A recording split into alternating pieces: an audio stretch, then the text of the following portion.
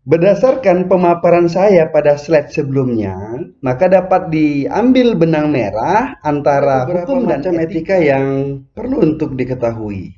Dan saya sudah kelompokkan menjadi dua kelompok besar.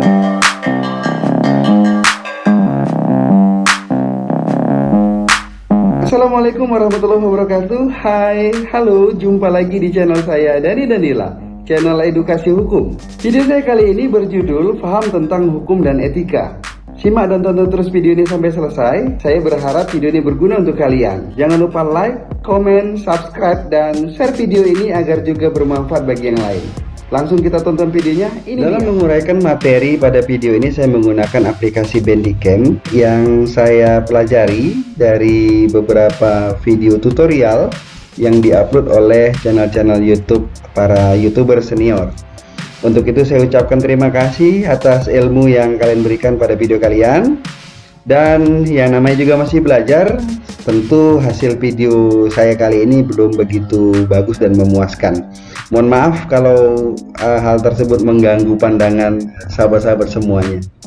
Berkaitan dengan judul materi pada video kali ini, yaitu paham tentang hukum dan etika, maka tentu muncul pertanyaan mengapa penting membahas hal tersebut.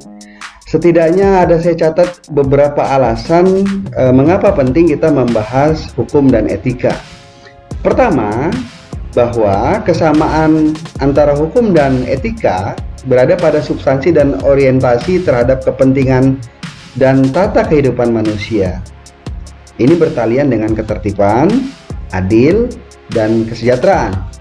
Alasan berikutnya, keduanya yaitu hukum dan etika sama-sama mengatur tentang perbuatan manusia sebagai manusia.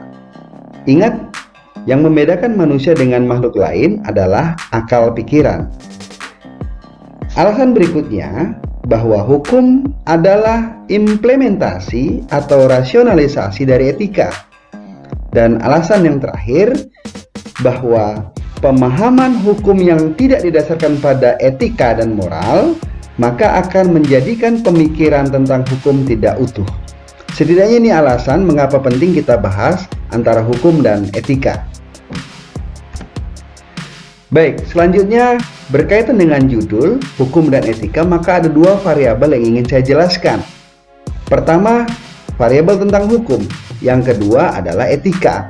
Di akhir nanti saya akan berusaha mengkorelasikan antara hukum dan etika. Langsung saja kita masuk ke slide berikutnya. Pertanyaan pertama, apa itu hukum? Saya mengutip pendapat R. Suroso dalam bukunya bahwa hukum sebenarnya berasal dari bahasa Arab dengan kata jamaknya al-kas, dan di dalam bahasa Indonesia itu disebut dengan hukum. Masih dari kutipan yang sama menyebutkan bahwa dalam arti sempit hukum adalah seperangkat aturan yang mengatur dan memaksa. Di kutipan yang lain menyebutkan pendapat Aristoteles bahwa hukum sebagai gejala sosial, di mana adanya pergaulan antara manusia dengan manusia lainnya, atau manusia juga disebut dengan makhluk yang bergaul. Ada faktor kepentingan dan kekuasaan yang dapat menyebabkan kekacauan, sehingga manusia dan masyarakat memerlukan petunjuk hidup yang sering disebut dengan kaidah atau norma. Ini terletak di dalam hukum, dalam kebiasaan, adat istiadat, agama, dan kesusilaan. Singkatnya, dalam kutipan yang saya ambil dari buku Utrecht dan Jindang, menyebutkan bahwa hukum adalah gejala sosial dan tiada masyarakat tanpa hukum. Pertanyaan berikutnya, apa itu etika? Etika berasal dari bahasa Yunani kuno. Artinya tempat tinggal yang biasa, padang rumput, kandang, kebiasaan adat, akhlak, watak, perasaan, sikap, dan cara berpikir. Dalam bentuk jamak, etika artinya adat kebiasaan. Dikutip dari buku Mardani, secara etimologis, etika diartikan adalah ajaran tentang baik buruk yang diterima umum tentang sikap perbuatan, kewajiban dan sebagainya etika bisa disamakan artinya dengan moral atau mores dalam bahasa Latin, akhlak atau kesusilaan. Dengan kata lain, etika adalah cakupan nilai susila terhadap baik buruknya perbuatan manusia. Ada beberapa macam etika. Pertama, etika perangai dan etika moral. Etika perangai lazim pula disebut dengan etika sikap, yaitu etika yang muncul atau etika yang ada dalam adat istiadat atau kebiasaan yang dimana di dalamnya menggambarkan perangai manusia dalam hidup bermasyarakat di daerah-daerah tertentu pada waktu-waktu tertentu pula.